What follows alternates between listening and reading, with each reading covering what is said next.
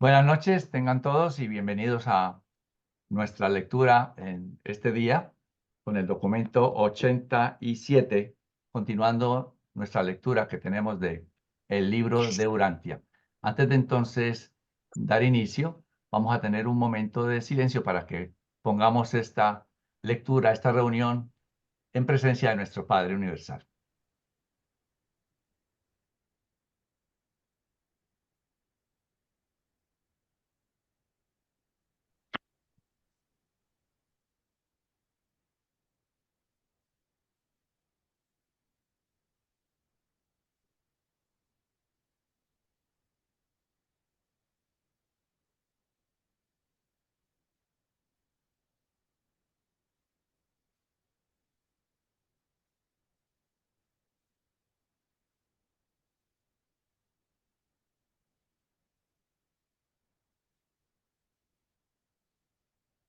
Muy bien, damos entonces inicio al documento 87.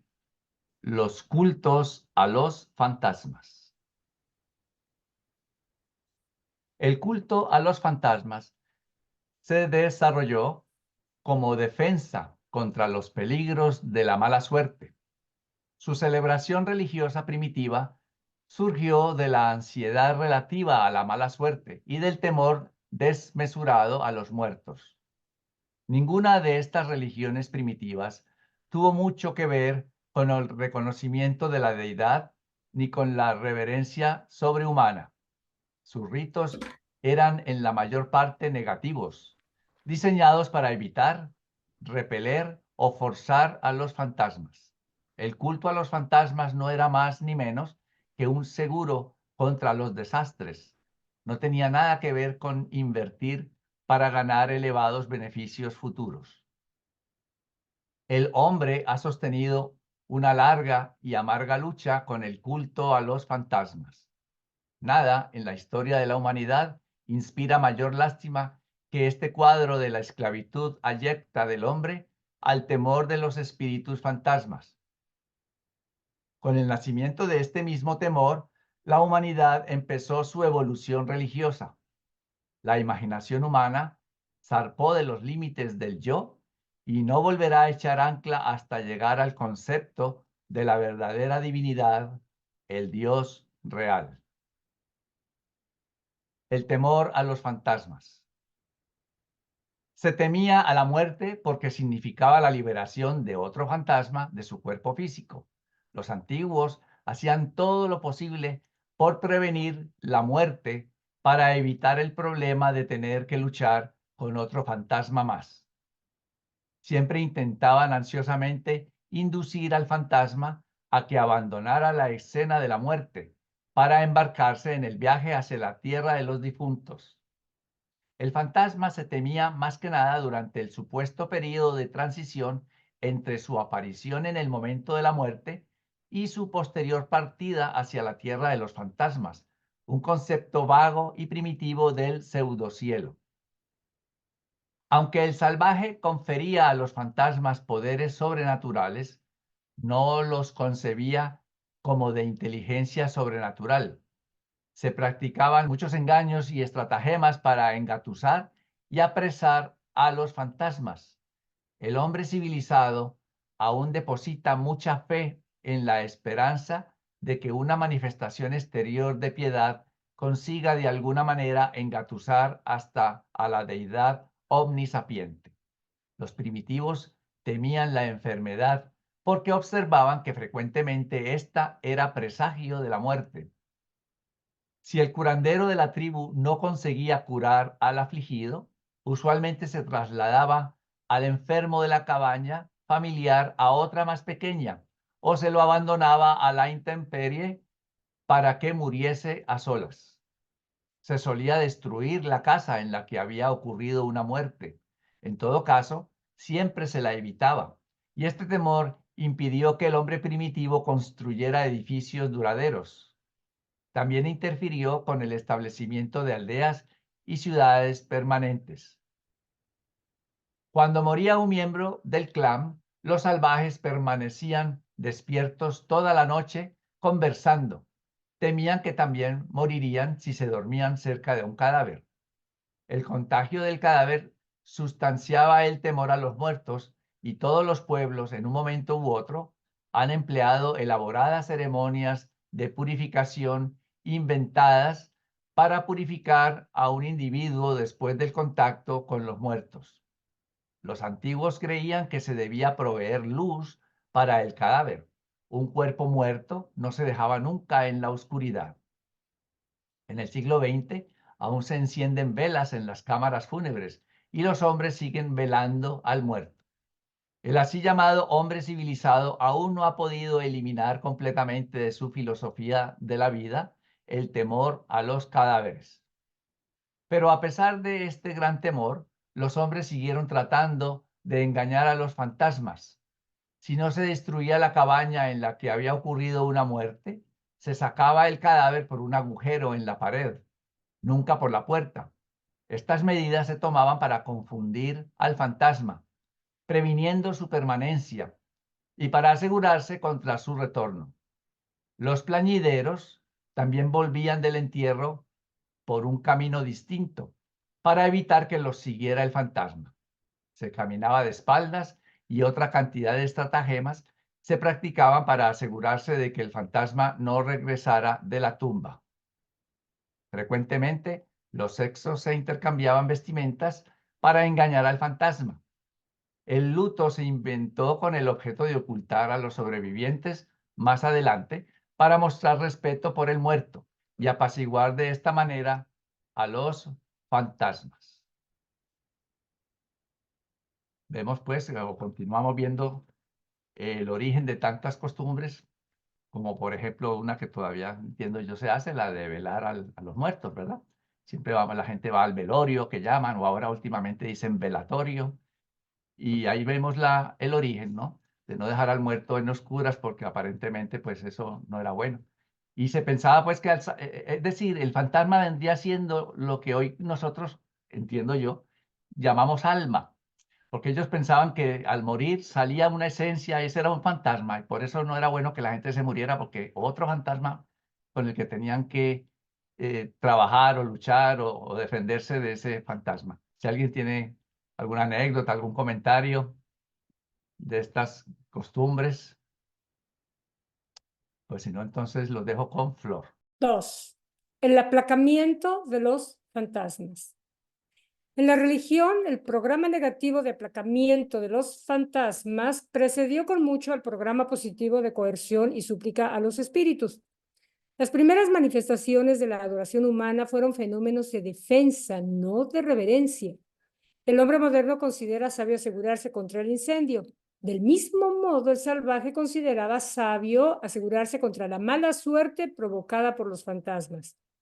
Los esfuerzos para conseguir esta protección formaron las técnicas y los rituales del culto a los fantasmas.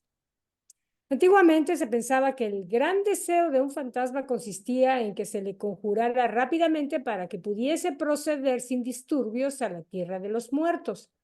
Todo error de comisión u omisión en las acciones de los vivientes en el rito de conjurar al fantasma atrasaba su progreso hacia la tierra de los fantasmas.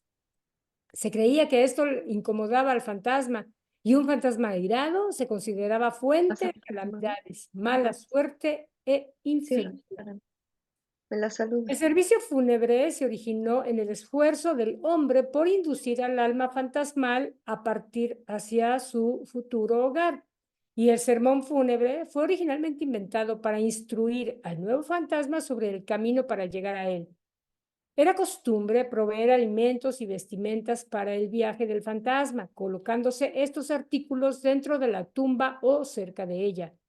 El fantasma creía que se requerían 3 días, el salvaje creía que se requerían de 3 días a un año para conjurar al fantasma, para que abandonara la cercanía de la tumba. Los esquimales todavía creen que el alma permanece con el cuerpo durante 3 días. Se observaba un periodo de silencio o el luto después de una muerte para evitar que el fantasma fuera atraído de regreso al hogar. Una forma común de luto era la autotortura, heridas autoinfligidas. Muchos maestros avanzados trataron de poner fin a esto, pero fracasaron. El ayuno y otras formas de autonegación se consideraban agradables para los fantasmas, quienes disfrutaban de la aflicción de los vivos durante el periodo de transición en que aún rondaban en las inmediaciones antes de su partida hacia la tierra de los muertos. Los largos y frecuentes periodos de inactividad por luto constituyeron uno de los grandes obstáculos al avance de la civilización. Semanas y aún meses de cada año se desperdiciaban en este luto improductivo e inútil. El hecho de que se emplearan plañideras profesionales para las ocasiones fúnebres indica que el luto era un rito, no una manifestación de dolor. Los modernos tal vez cumplan con el luto por respeto y pena, pero los antiguos lo hacían por temor. Jamás se pronunciaba el nombre del muerto. En efecto, frecuentemente se lo borraba del idioma. Estos nombres se volvieron tabú y de esta manera los idiomas se empobrecían constantemente. Esto produjo finalmente una multiplicación de discursos simbólicos y expresiones figurativas, tales como el nombre o el día que nunca se mencionan. Los antiguos tanta ansia tenían de liberarse de los fantasmas que les ofrecían todo lo que estos podían haber deseado en la vida. Los fantasmas querían esposas y siervos. Un salvaje acaudalado calculaba que por lo menos una esposa esclava sería enterrada viva con él al tiempo de su muerte. Más adelante se volvió costumbre que la viuda se suicidase sobre la tumba de su marido. Cuando moría un niño, la madre, la tía o abuela frecuentemente era estrangulada para que un fantasma adulto pudiera acompañar al fantasma infantil y cuidar de él. Los que así daban su vida generalmente lo hacían voluntariamente. En efecto, si hubiesen vivido violando esta costumbre, su terror de la ira de los fantasmas habría despojado su vida de todos los pocos placeres disfrutados por los primitivos. Se acostumbraba a despachar un gran número de sujetos para acompañar a un cacique muerto. Los esclavos eran asesinados cuando moría su amo para poder servirle en la tierra de los fantasmas. Los habitantes de Borneo aún proveen un compañero de viaje. Se mata de lanza a un esclavo para que viaje con el fantasma de su amo fallecido. Se pensaba que los fantasmas de las personas asesinadas estaban encantados de tener a los fantasmas de sus asesinos como esclavos. Esta idea motivó a los hombres a cazar cabezas. Se suponía que los fantasmas disfrutaban del olor de la comida. Antiguamente, las ofrendas de alimentos en las fiestas fúnebres eran universales. El método primitivo de acción de gracias consistía en arrojar un trozo de alimento al fuego antes de comer, con el objeto de apaciguar a los espíritus, murmurando al mismo tiempo una fórmula mágica. Se suponía que los muertos utilizaban los fantasmas de las herramientas y armas que habían usado en vida. Romper un artículo significaba matarlo, soltando de esta manera al fantasma para que éste pasara al servicio en la tierra de los fantasmas. También se sacrificaba la propiedad incendiándola o enterrándola. El desperdicio de los funerales antiguos era enorme. Las razas más recientes fabricaron modelos de papeles y sustituyeron dibujos por objetos y personas reales en estos sacrificios fúnebres. Fue un gran avance para la civilización cuando la herencia a los parientes reemplazó el incendiar y enterrar la propiedad.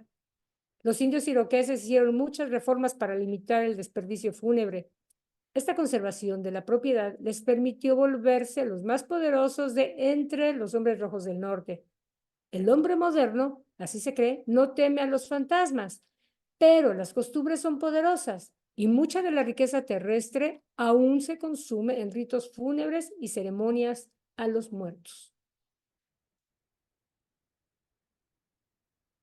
Este párrafo, estas secciones, es un poco chistosa en un sentido. O sea, por un lado, se generan detalles muy hermosos, como por ejemplo, y hablo de México, ¿no? La tradición del Día de los Muertos, que el hecho de llevarle comida al fantasma, bueno, generó en lo que hoy tenemos en una gran variedad de arte culinario, inclusive artesanía y toda una cultura que se ha desarrollado a partir de ese día, justamente por ello. Quizá ahora ya no se está temiendo al fantasma, en México al menos, pero igual se siguen haciendo este tipo de cosas que son, yo creo que bellas tradiciones que además creo que se deben de conservar, ¿no?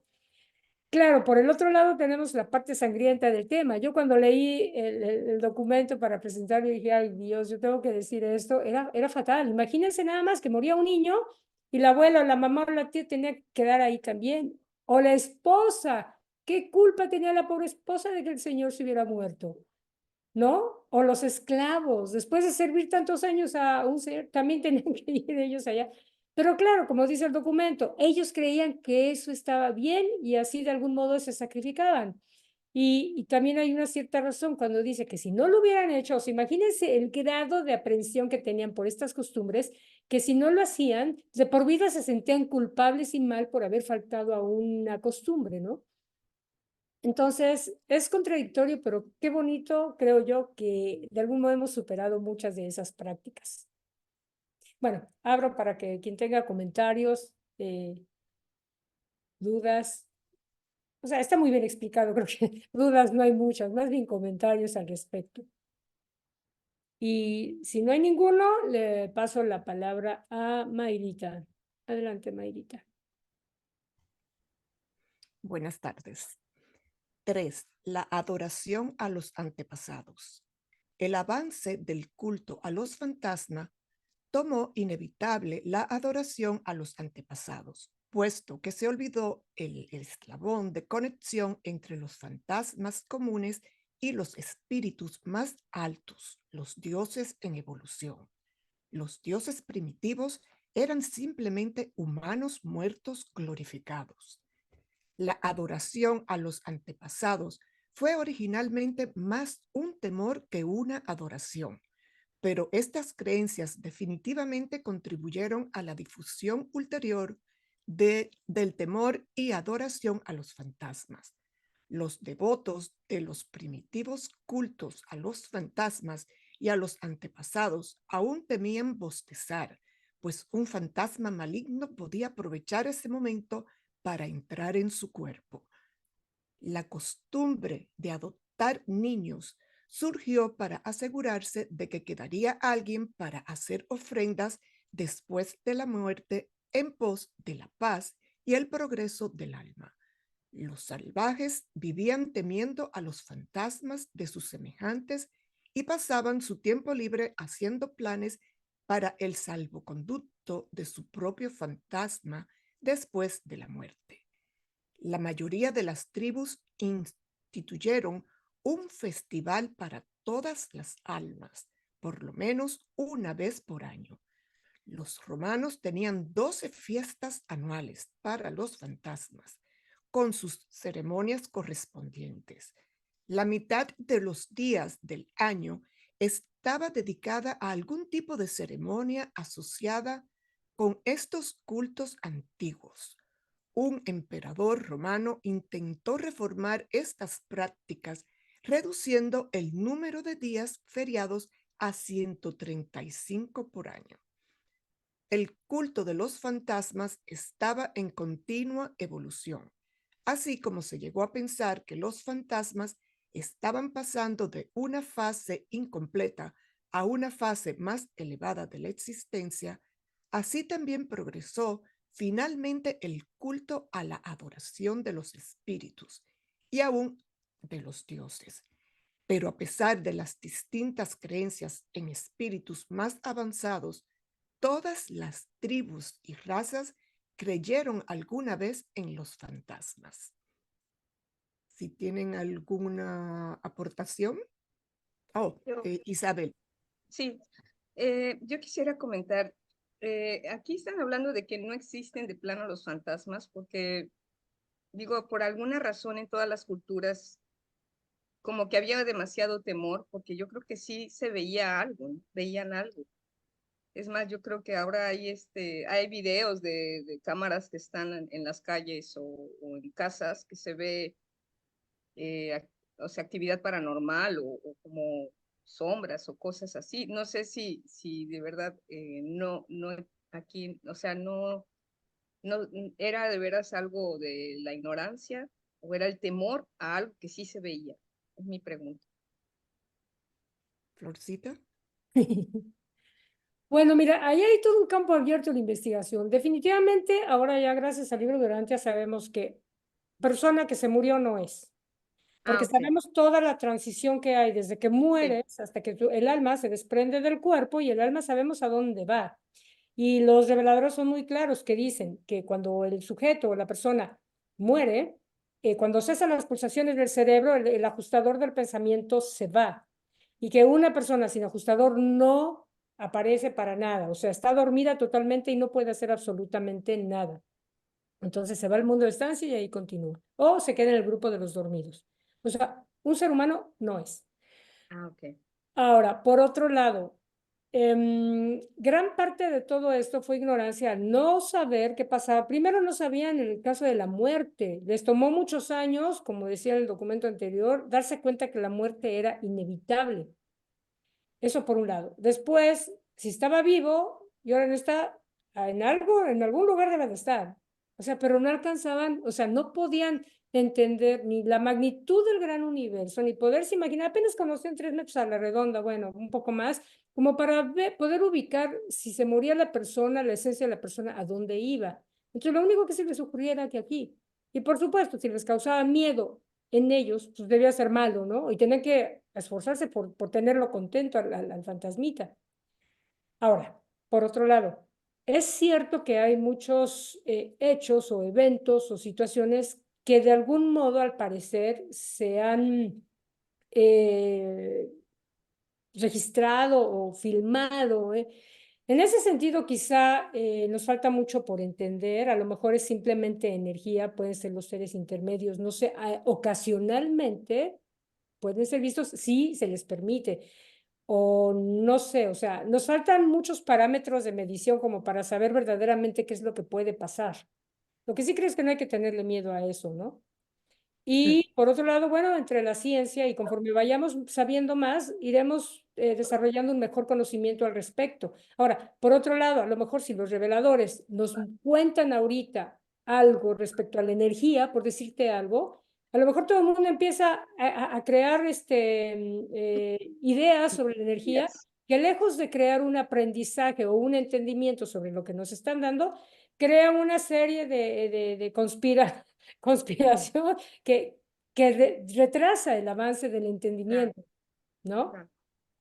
Sí, Entonces, sí, a medida que vayamos estudiando y vayamos comprendiendo y los reveladores nos vayan platicando más, vamos a ir entendiendo mejor. Y quizá ni siquiera lo vamos a entender aquí, quizá lo vamos a entender después. ah, ya. Pero de entrada sabemos que ni la abuelita vino a decirnos dónde está el dinero, ni nada. O sea, Ah, claro. humanos no son. Sí. De acuerdo con la Ah, revelación, ¿ok? gracias, Flor. Sí, gracias. ¿Alguien más? Entonces le paso el micrófono a Elenita. Muchas gracias. 4.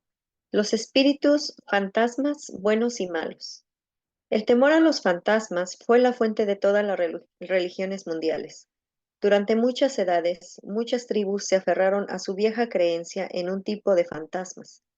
Enseñaban que el hombre tenía buena suerte cuando el fantasma estaba contento, mala suerte cuando éste estaba airado. A medida que el culto del temor a los fantasmas se amplió, se produjo el reconocimiento de un tipo más elevado de espíritus, espíritus que no se identificaban claramente con ningún individuo humano. Eran fantasmas graduados o glorificados, que habían progresado más allá del dominio de la tierra de los fantasmas a los reinos espirituales más elevados. La noción de dos tipos de espíritus fantasmas fue progresando lenta pero seguramente en todo el mundo. Este nuevo espiritismo dual no tuvo que difundirse de tribu en tribu, surgió independientemente en todo el mundo. Al influir la mente evolucionaria en expansión, el poder de una idea no se encuentra en su realidad ni en su razón, sino más bien en la intensidad y universalidad de su aplicación pronta y sencilla. Aún más adelante, la imaginación del hombre concibió el concepto de agencias sobrenaturales buenas y malas. Algunos fantasmas no evolucionaban nunca al nivel de los buenos espíritus. El monoespiritismo primitivo del temor a los fantasmas fue evolucionando gradualmente a un espiritismo dual, el nuevo concepto del control invisible de los asuntos terrestres. Finalmente, la buena suerte y la mala suerte se interpretaban controladas por entes separados, y de las dos clases, el grupo que traía mala suerte se consideraba más activo y numeroso. Cuando finalmente maduró la doctrina de los espíritus buenos y malos, se tornó la más difundida y persistente de las creencias religiosas. Este dualismo representaba un gran avance religio-filosófico, porque permitía que el hombre encontrara una explicación tanto para la buena suerte como para la mala suerte, y al mismo tiempo originaba la creencia en seres supermortales cuya conducta era en cierto modo coherente. Se podía contar con que los espíritus serían o buenos o malos. Ya no se consideraban totalmente temperamentales como los fantasmas primitivos del monoespiritismo. De las religiones más primitivas los habían concebido que eran. El hombre por fin podía concebir fuerzas supermortales de comportamiento coherente, y este fue uno de los más importantes descubrimientos de la verdad en la trayectoria de la evolución religiosa y en la expansión de la filosofía humana. Sin embargo, la religión evolucionaria ha pagado un precio tremendo por el concepto del espiritismo dualista. La primitiva filosofía del hombre podía reconciliar la coherencia de los espíritus con las vicisitudes de la suerte temporal solamente mediante el postulado de dos tipos de espíritus, uno bueno y otro malo.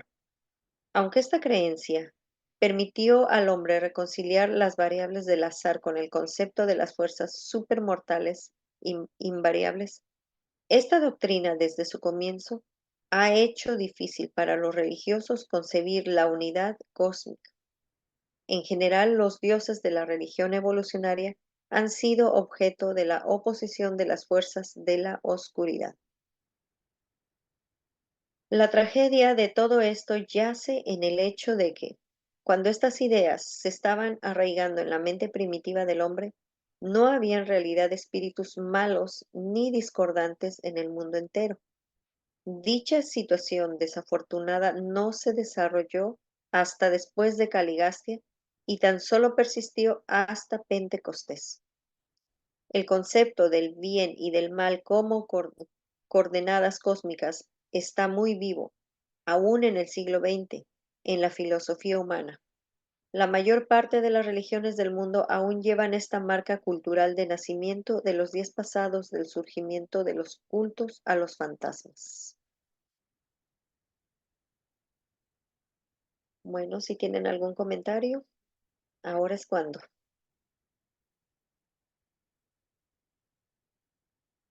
Y, y si no, bueno, pues entonces seguimos y le pasamos el mic a Luis Fontecha. Adelante, Luisito. Gracias, Elenita. El hombre primitivo consideraba que los espíritus y los fantasmas tenían derechos casi ilimitados, pero ningún deber, al mismo tiempo que se creía que los espíritus contemplaban al hombre como teniendo múltiples deberes, pero ningún derecho. Se creía que los espíritus consideraban al hombre con cierto desprecio porque éste constantemente fallaba en el cumplimiento de sus deberes espirituales.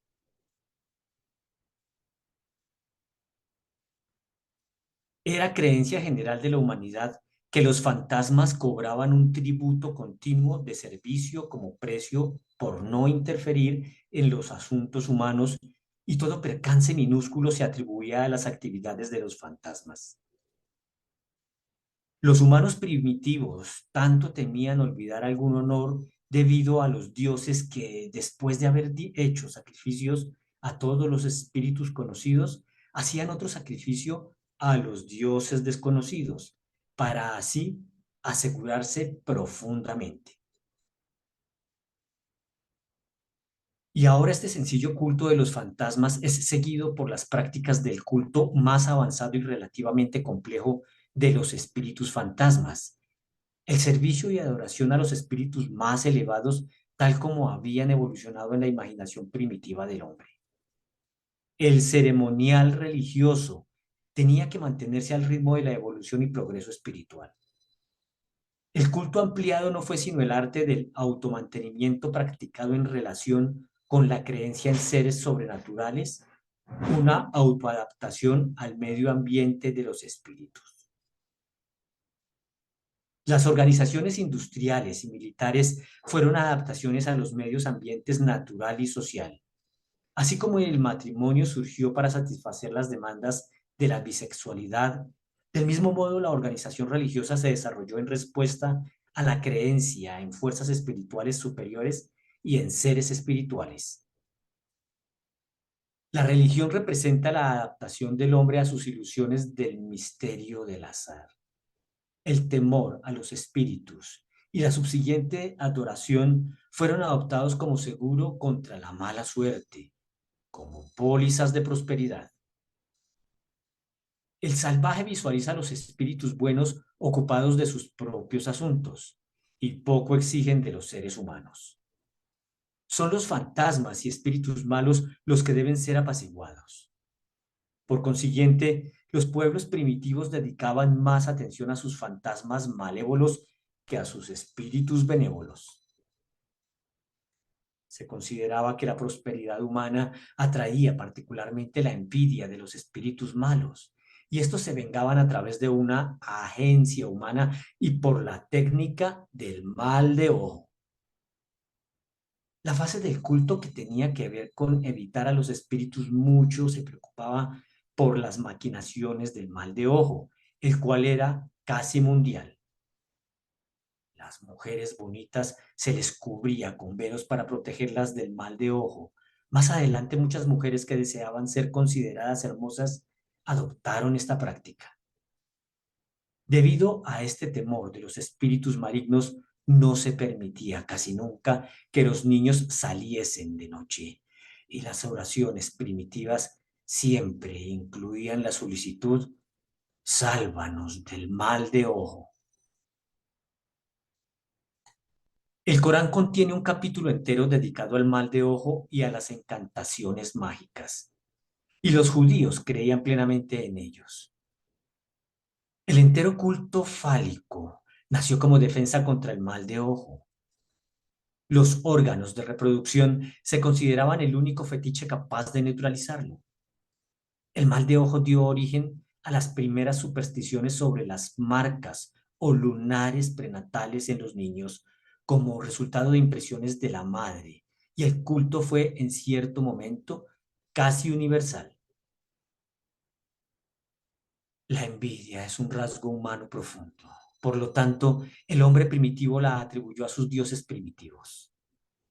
Puesto que el hombre, en cierto momento, había engañado a los fantasmas, pronto comenzó a engañar a los espíritus.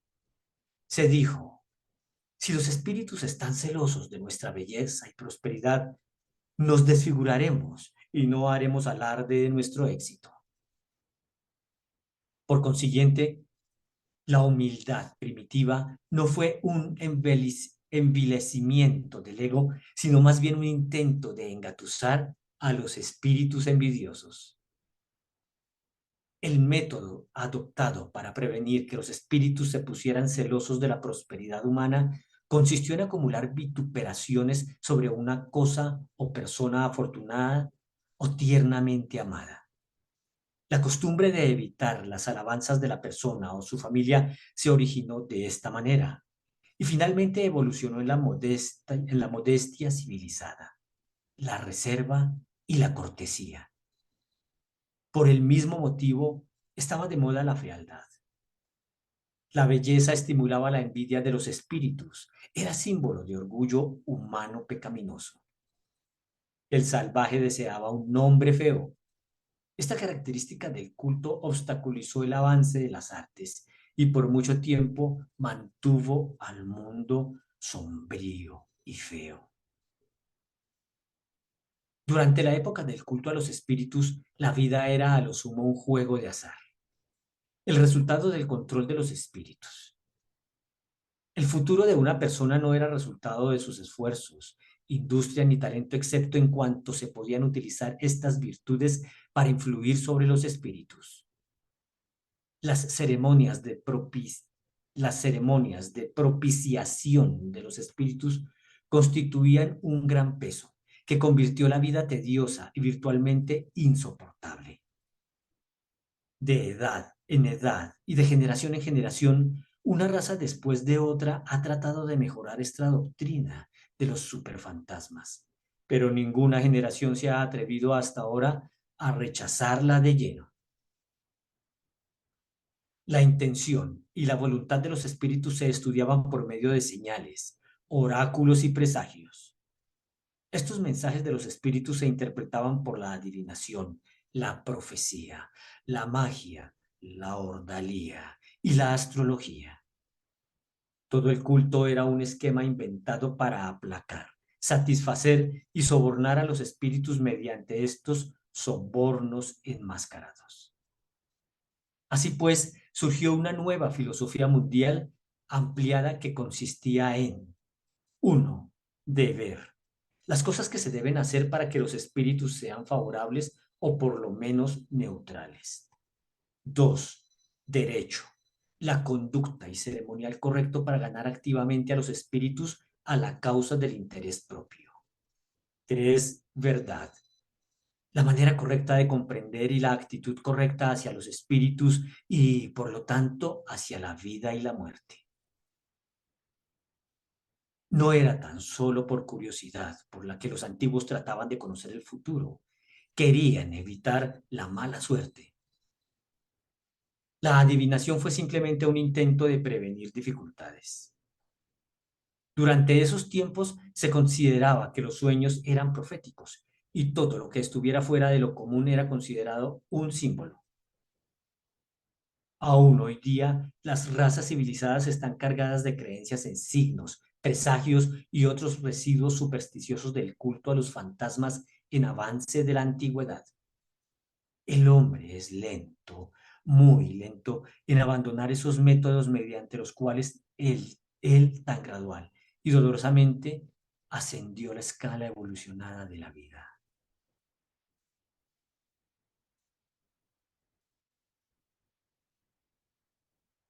Bueno, mis estimados, pues fíjense que se creó toda una conducta, como un ritual, ¿no? Y no solo eso, sino todo un código de conducta en torno a cómo se debía portar uno en torno a los espíritus y los fantasmas, ¿no? O sea, se desarrolló tanto y se le trabajó tanto que se constituyó en un costumbrismo de esas civilizaciones que conservamos hoy en día. Hoy en día no estamos muy lejos de ver prácticas de todo tipo de acuerdo con los fantasmas. ¿Alguien quiere hacer otro comentario? Entonces, Florecita, te cedo el micrófono. Ay, ay, ay, o están aterrados por los fantasmas o verdaderamente no hay nada que decir. Está todo muy claro, ¿verdad? Parece. Bueno, 6. La coerción y el exorcismo. Cuando los hombres creían nada más que en los fantasmas, el rito religioso era más personal, menos organizado. Pero el reconocimiento de los espíritus más elevados requirió el empleo de métodos espirituales más elevados para tratar con ellos. Este intento de mejorar y elaborar la técnica de la propiciación de los espíritus llevó directamente a la creación de defensas contra los espíritus. El hombre se sentía en verdad desamparado ante las fuerzas incontrolables, operativos en la vida terrestre, y su sistema de inferioridad le llevó a intentar encontrar una adaptación compensatoria, una técnica para equilibrar las probabilidades en la lucha unilateral del hombre contra el cosmos. En los primeros días del culto, los esfuerzos del hombre para influir sobre las acciones de los fantasmas se confinaban a la propiciación, intentos de soborno para evitar la mala suerte. A medida que progresó la evolución del culto a los fantasmas hacia el concepto de los espíritus buenos y los espíritus malignos, estas ceremonias tomaron aspectos de naturaleza más positiva, el esfuerzo de ganar la buena suerte. La religión del hombre ya no era completamente negativista, ni tampoco se conformó el hombre con el esfuerzo para conseguir la buena suerte. Poco tiempo más tarde comenzó a inventar esquemas para obligar a los espíritus a que cooperaran con él. El religioso ya no está indefenso ante las demandas incesantes de los espíritus fantasmales de su propia creación. El salvaje comienza a inventar armas para obligar a los espíritus a la acción y para forzar su ayuda. Los primeros esfuerzos de defensa del hombre se dirigieron contra los fantasmas. A medida que pasaban las edades, los vivos comenzaron a inventar métodos para resistir a los muertos. Se desarrollaron muchas técnicas para asustar a los fantasmas y alejarlos, entre las cuales se pueden citar las siguientes. 1. Cortar la cabeza y atar el cadáver en la tumba. 2. Tirar piedras a la casa donde ocurrió la muerte. 3. Castrar el cadáver o quebrar las piernas de él. 4. Enterrarlo bajo piedras, uno de los orígenes de la moderna piedra sepulcral. 5. La cremación, una invención más reciente para prevenir las maquinaciones de los fantasmas. 6. Arrojar el cadáver al mar. 7.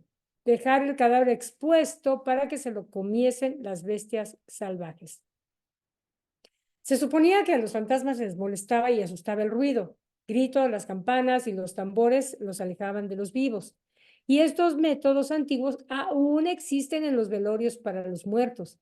Se utilizaban mezcolanzas malolientes para ahuyentar a los espíritus indeseados. Se construían horribles imágenes de los espíritus para que éstos huyeran despavorecidos cuando se vieran a sí mismos. Se creía que los perros podían detectar a los fantasmas y los denunciaban con su ladrido, que los gallos cantaban cuando había fantasmas cerca. El uso del gallo en las veletas es una perpetuación de esta superstición. Se consideraba que el agua era la mejor protección contra los fantasmas. El agua bendita era superior a todas las demás por ser el agua en la que los sacerdotes se habían lavado los pies. Se creía que tanto el fuego como el agua constituían barreras insuperables para los fantasmas. Los romanos rociaban 3 veces alrededor del cadáver con agua. En el siglo XX se esparce el cadáver con agua bendita. Y aún entre los judíos existe el rito de lavarse las manos en el cementerio. El bautismo fue una característica del rito más reciente del agua. El baño primitivo era una ceremonia religiosa. Solo en tiempos recientes se ha vuelto el baño una práctica de higiene. Pero el hombre no se contentó con la coerción a los fantasmas. Mediante ritos religiosos y otras prácticas, pronto intentó obligar a los espíritus a la acción. El exorcismo era el empleo de un espíritu para controlar o eliminar a otro. Y estas tácticas también fueron utilizadas para asustar a los fantasmas y a los espíritus.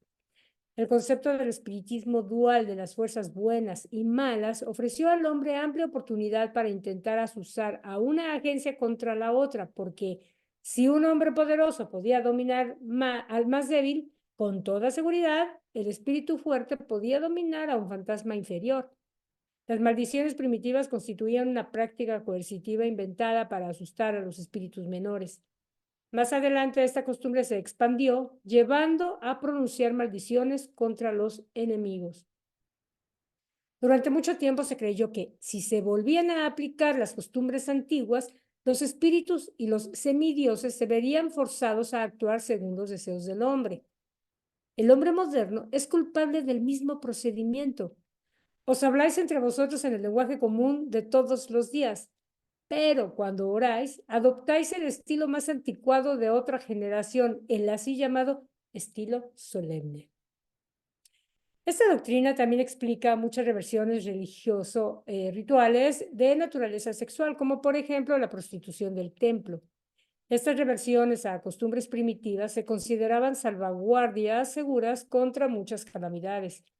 Y en estos pueblos de mente sencilla, estas manifestaciones estaban totalmente libres de lo que el hombre moderno considera promiscuidad.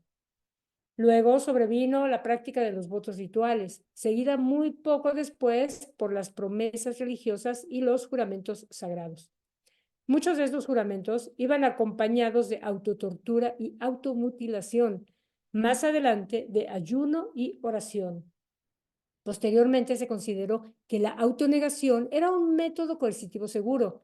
Esto era especialmente cierto en cuanto a la represión del impulso sexual. Así pues, el hombre primitivo desarrolló pronto una austeridad firme en sus prácticas religiosas, la creencia en la eficacia de la autotortura y de la autonegación como ritos capaces de coercer a los espíritus reacios a que reaccionen favorablemente frente a tal sufrimiento y privación. El hombre moderno ya no intenta abiertamente la coerción de los espíritus, aunque sigue manifestando una tendencia de negociar con la deidad. Sigue jurando, toca madera, cruza los dedos y responde al estornudo con una frase convencional. Antiguamente se trataba de una fórmula mágica. Seguramente algunas de estas prácticas las siguen oyendo, se siguen escuchando por ahí, ¿no? Es interesante. Y Isabel, hace rato con la conversación que estábamos, algo leyó Elenita que me hizo pensar. Muy probablemente, no actualmente, pero probablemente antes de Jesús, quizá algunos de los hechos de los rebeldes, de los seres intermedios, y ustedes saben que hacían ciertas travesuras, ¿no? Que bueno, Jesús bien sabía de las travesuras que hacían. Con Jesús se acabó todo eso, por supuesto, pero quizá antes a mucha gente sí le pudieron haber pegado un par de sustitos por ahí o hacer un par de travesuras que pues los tenían pensando que qué habría pasado, ¿no? Recordé ese pequeño detalle. Bueno, ¿alguna sugerencia a lo que estamos leyendo? ¿Alguna aportación más? Sé que está muy claro y es interesante. Claro, es interesante conocer por todo el proceso que ha pasado en nuestro planeta y el modo de pensamiento humano y los miedos que de algún modo controlaron la actuación de todos los seres humanos anteriormente. Y es curioso como hoy ya no son los fantasmas, pero igual seguimos manteniendo ciertos miedos que nos siguen manteniendo en una cierta posición que a veces nos impide actuar, ¿no? Y ahorita leí un detallito que también me recordó la pregunta de Isabel. Decía de fantasmas creados por su propia mente. Había una frase que dijo eso. Y me hizo pensar, es cierto, muchos de esos pudieron haber sido creados por ellos mismos. Y a veces la energía también funciona de una forma que no entendemos todavía. Y por otro lado, la mente a veces juega también sus trucos, porque podemos ver una sombra y automáticamente pensamos que alguien pasó. Y no es nada, fue simplemente que un foco que estaba prendido de un lado, que nunca habíamos notado, que si pasamos por el lado, genera una sombra que a lo mejor se reflejó en donde nunca nos habíamos visto o nunca habíamos dado cuenta que sucedía, ¿no? Entonces, qué bonito que estamos aprendiendo. ¿Algún comentario más? Si nadie tiene un comentario más que hacer y no le tienen miedo a ningún fantasma si es que hablan o dicen algo.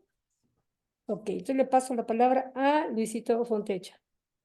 Adelante, Luisito. Gracias, Florecita. El culto cristiano primitivo fue efectivo y duradero, pero ha sido debilitado en la era científica al perder muchas ideas fundamentales. La organización social del tipo cultural persistió porque proveía un simbolismo para la preservación y estimulación de los sentimientos morales y de las lealtades religiosas. El culto nació de las tradiciones, de las antiguas familias, y fue perpetuado como institución establecida. Todas las familias tienen un culto de alguna clase. Todo ideal inspirador busca un simbolismo perpetuador. Intenta encontrar una técnica de manifestación cultural que asegure su sobrevivencia y aumente su realización. Y el culto alcanza este objetivo fomentando y gratificando la emoción. Desde los albores de la civilización, todo movimiento atrayente en la cultura social o en el avance religioso ha desarrollado un rito, un ceremonial simbólico. Cuanto más inconsciente ha crecido este rito, más intensamente ha atraído a sus devotos. El culto preservaba el sentimiento y satisfacía la emoción, pero ha sido siempre el mayor obstáculo a la reconstrucción social y al progreso espiritual. A pesar de que el culto ha retardado constantemente el progreso social, es lamentable que tanto los creyentes modernos en las normas morales y los ideales espirituales no posean un simbolismo adecuado, un culto de apoyo mutuo, nada al que puedan pertenecer. Pero no se puede fabricar un culto religioso, debe crecer. Y los cultos de dos grupos no podrán ser idénticos a menos que sus ritos se normalicen arbitrariamente por la acción de la autoridad. El culto cristiano primitivo fue el más eficaz, atrayente y duradero de todos los ritos que se hayan concebido o inventado jamás. Pero mucho de su valor ha sido destruido en una era científica que derrocó tantos de sus principios originales subyacentes. El culto cristiano ha sido debilitado por la pérdida de muchas ideas fundamentales. En el pasado, la verdad crecía rápidamente y se difundía libremente cuando el culto era elástico, el simbolismo expansible. Una abundancia de verdad y un culto adaptable han favorecido la rapidez del progreso social. Un culto sin significado vicia la religión cuando intenta suplantar a la filosofía y avasallar a la razón. Un culto genuino crece. A pesar de los inconvenientes y desventajas, toda nueva revelación de la verdad ha originado un nuevo culto. Y aún el nuevo pronunciamiento de la religión de Jesús debe desarrollar un simbolismo nuevo y apropiado. El hombre moderno debe encontrar un simbolismo adecuado para sus nuevas ideas, ideales y lealtades en expansión. Este símbolo enaltecido debe surgir de la vida religiosa, de la experiencia espiritual. Y este simbolismo más elevado de una civilización más elevada debe ser predicado sobre el concepto de la paternidad de Dios y estar lleno del poderoso ideal de la hermandad de los hombres. Los viejos cultos eran demasiado egocéntricos. El nuevo culto debe ser el fruto del amor aplicado. El nuevo culto debe, como los antiguos, fomentar el sentimiento, satisfacer la emoción y promover la lealtad. Pero debe hacer más. Debe facilitar el progreso espiritual, enaltecer los significados cósmicos, aumentar los valores morales, alentar el desarrollo social y estimular un tipo elevado de vida religiosa personal. El nuevo culto debe proveer objetivos supremos de vida, tanto temporales como eternos, sociales y espirituales. Ningún culto puede durar ni contribuir al progreso de la civilización social y al logro espiritual individual si no se basa en la importancia biológica, sociológica y religiosa del hogar. Un culto sobreviviente debe simbolizar aquello que es permanente en la presencia de cambio incesante. Debe glorificar aquello que unifica las corrientes de una metamorfosis social en constante cambio. Debe reconocer los significados verdaderos, exaltar las relaciones hermosas y glorificar los valores buenos de la nobleza auténtica. Pero la gran dificultad de encontrar un simbolismo nuevo y satisfactorio estriba en que el hombre moderno como grupo se adhiere a la actitud científica, evita la superstición y aborrece la ignorancia. Mientras que como individuos, todos ellos ansían el misterio y veneran lo desconocido. Ningún culto puede sobrevivir a menos que comprenda un misterio poderoso y oculte un bien inalcanzable. Nuevamente, el simbolismo nuevo no debe ser significativo solamente para el grupo, sino que también debe tener sentido para el individuo.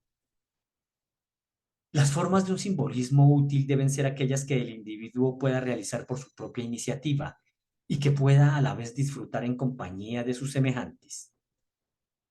Si el nuevo culto pudiera ser dinámico en vez de estático, verdaderamente contribuiría a algo valioso al progreso tanto temporal como espiritual de la humanidad. Pero un culto, un simbolismo de ritos, lemas u objetivos, no funciona si es demasiado complejo. Es necesario además que exista una demanda de devoción, una respuesta de lealtad. Toda religión eficaz desarrolla infaliblemente un simbolismo valioso, y sus devotos harían bien en prevenir la cristalización de tales ritos en ceremoniales estereotipados, entorpecedores, paralizantes y sofocantes que tan solo dificultan y retardan todo progreso social, moral y espiritual. No hay culto que pueda sobrevivir si retarda el crecimiento moral y deja de fomentar el progreso espiritual.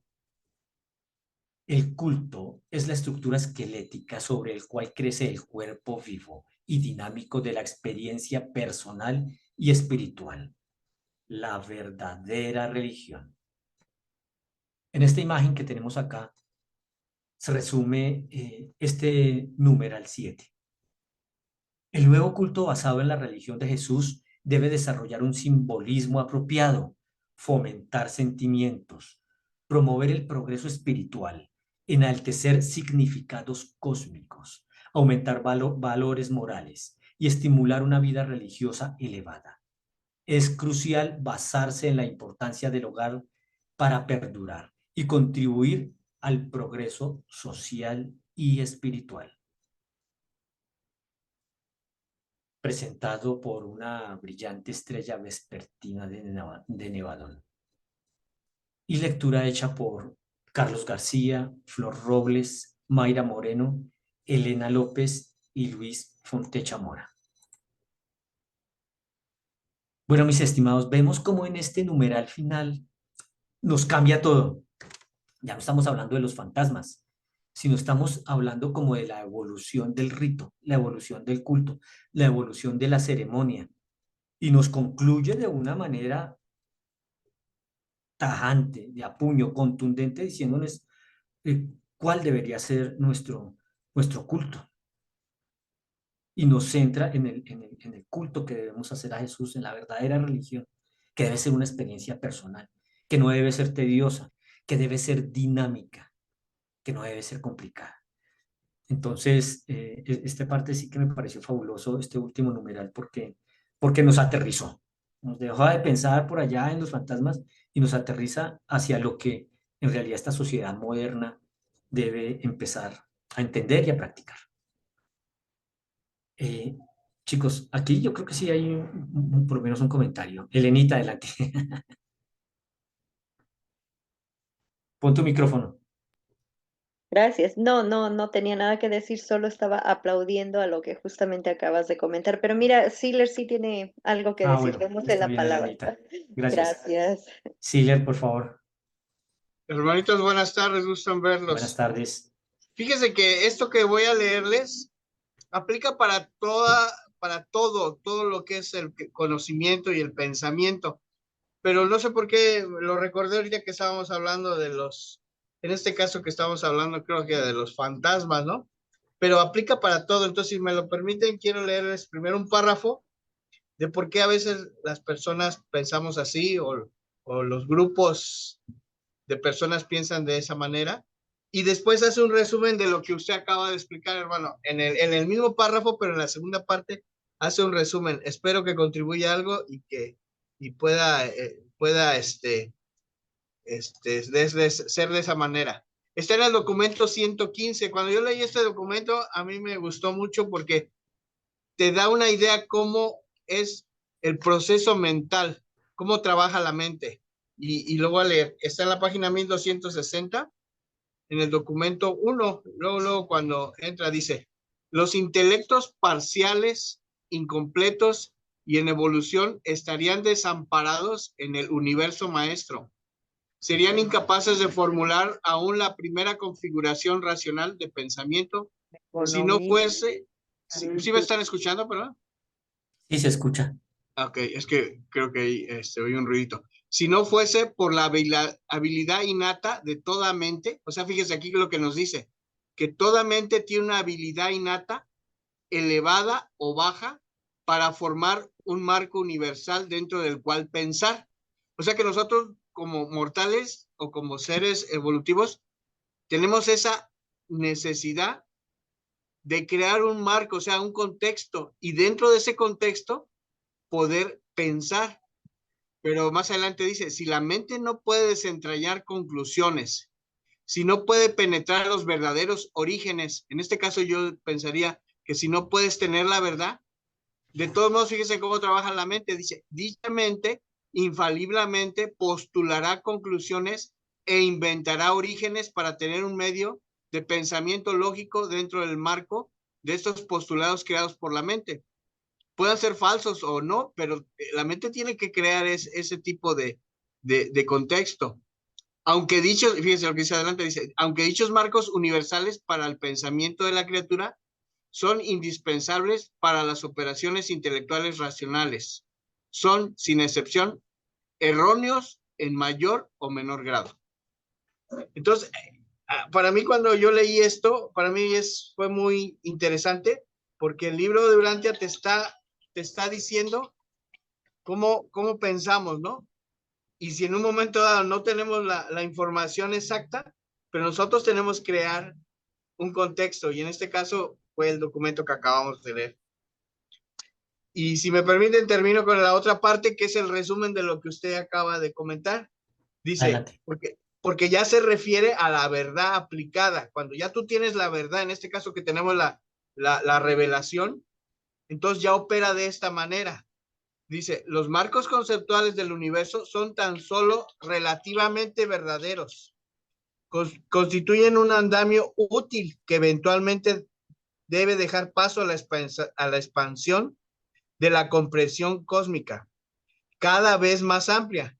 Las comprensiones de la verdad, la belleza y la bondad, la mortalidad, la ética, el deber, el amor, la divinidad, el origen, la existencia, el propósito, el destino, el tiempo, el espacio, aún la deidad, son tan solo relativamente verdaderos. Dios es mucho más que un padre, pero el concepto de padre es el más elevado que tiene el hombre de Dios. Sin embargo, se mejorará la representación del padre-hijo, de la relación creador-criatura, por medio de aquellos conceptos supermortales de la deidad que se obtendrán en Orbortón, en Abona y en el paraíso. El hombre tiene que pensar dentro de un barco universal mortal, pero eso no significa que no pueda visualizar otros marcos más elevados dentro de los cuales pueda tener cabida el pensamiento. O sea, fíjese, nosotros tenemos un nivel, ¿no? En este caso tenemos la revelación, nosotros ya vamos conociendo más, nos vamos acercando más a la belleza, a la bondad, a la verdad, ¿no? Lo que decía Jesús, la verdad. Pero eso no nos exime, todavía nos da la oportunidad, con la información que tengamos, de tener unos marcos más elevados dentro de los cuales puede tener cabida el pensamiento. Fíjense lo maravilloso de cómo trabaja la mente humana. Espero haber contribuido algo y haberme explicado. Gusto Sí, mucho, saludarlos Siger.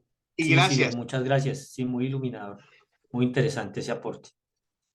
Quiero resaltar aquí en ese último párrafo de lo que acabamos de leer, que dice que no hay culto que pueda sobrevivir si retarda el crecimiento moral y deja de fomentar el progreso espiritual. Entonces, creo que estamos como en esa transición. Ya supimos lo que pasó, pero ahora ya entendemos más y podemos avanzar, seguir adelante. ¿Alguien más tiene otra opinión, otro concepto? Ahora sí, Elenita. Ahora sí. Bueno, Nada más, a mí me gustaría resaltar la última parte donde me tocó también leer. En la parte roja dice, dicha situación desafortunada, no, perdón, dice, no había en realidad malos espíritus ni discordantes en el mundo entero. O sea, realmente nunca hubo espíritus. Solamente se dio cuando, dice aquí, dicha situación desafortunada no se desarrolló hasta después de Caligastia y tan solo persistió hasta Pentecostés. O sea que sí, digamos que sí se dio, pero fue una etapa muy corta.